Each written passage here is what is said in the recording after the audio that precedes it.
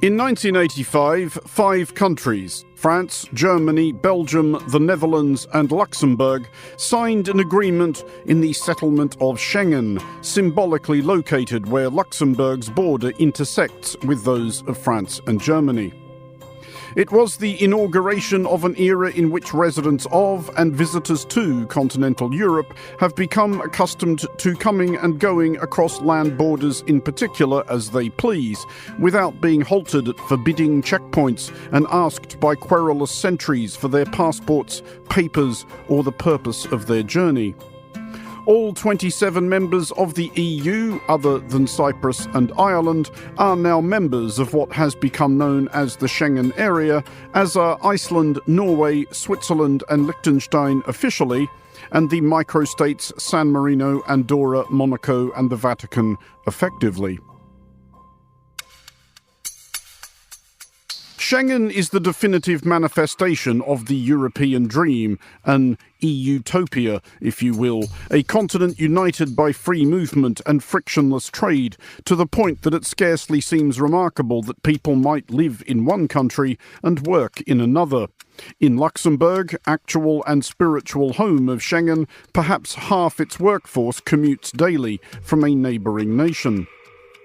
As more than one utopia has discovered, however, such delirious visions have a way of getting rumbled by reality.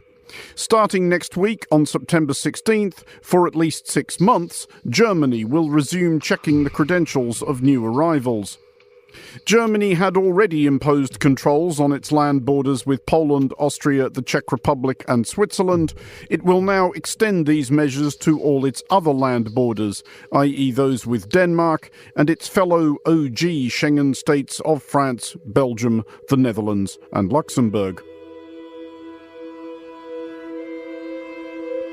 The reason for this is a long-simmering issue which has been brought recently to the boil.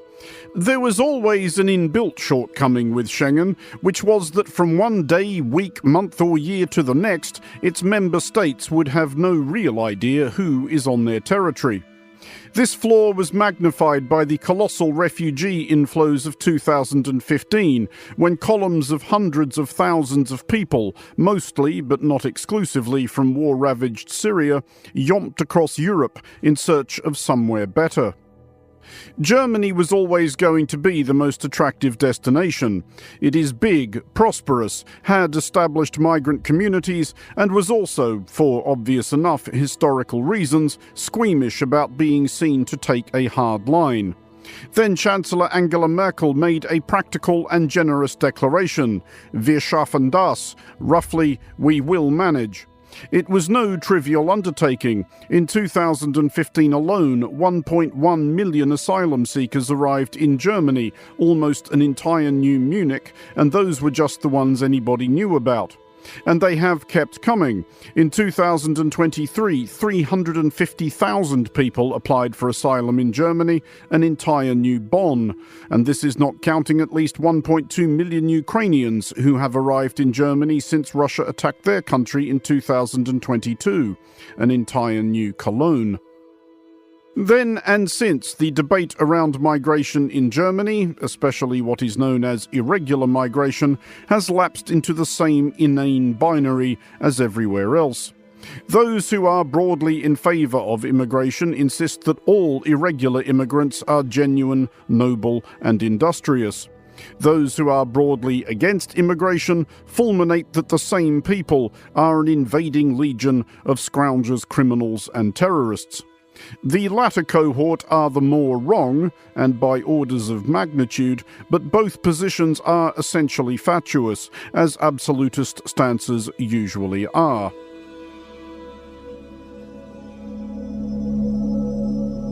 It is doubtless the case that the overwhelming majority of immigrants anywhere, irregular or otherwise, turn out to be, on balance, a boon to their new country, bringing ideas, energy and ambition which eventually vastly pays off the investment of resources required to get them up and running.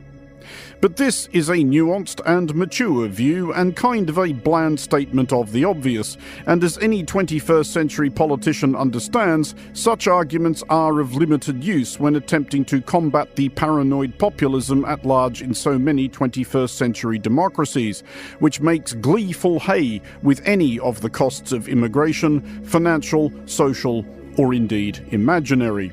In the United States this week, the Republican candidates for president and vice president are spinning lurid fabulisms about Haitians feasting on the pet cats of weeping Ohioan children. In Springfield, they're eating the dogs, the people that came in. They're eating the cats. They're eating the pets of the people that live there. And this is what's happening in our country. On August 26th, 3 people were stabbed to death and 8 others injured by a man who attacked crowds attending a festival in Solingen. Islamic State claimed responsibility and German police arrested a Syrian refugee whose asylum claim had been rejected and who was supposed to have been deported to Bulgaria, where he had already registered, but nobody had known where he was. On September 1st, state elections were held in Thuringia and Saxony.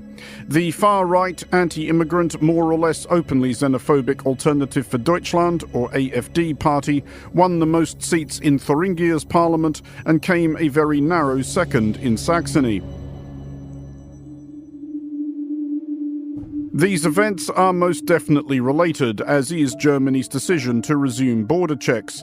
Again, for obvious enough historical reasons, Germany gets more nervous than most countries around twitching weirdos ranting about blood and soil. The hope appears to be that by giving AfD and its supporters some of what they want, the appearance of what Interior Minister Nancy Faeser hopefully described as protection against the acute dangers posed by Islamist terrorism and serious crime, AfD will not get all of what they want, i.e. power. There is another state election on September 22nd in Brandenburg. Polls suggest AfD are comfortably on course for victory. Germany's government will presently be hoping that in lowering the boom gates, they are not merely shutting a stable door. For Monocle Radio, I'm Andrew Mueller.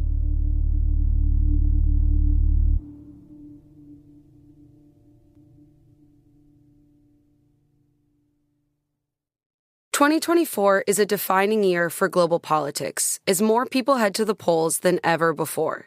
How will shifts in power impact you? The Financial Times provides fearless thinking in defining moments.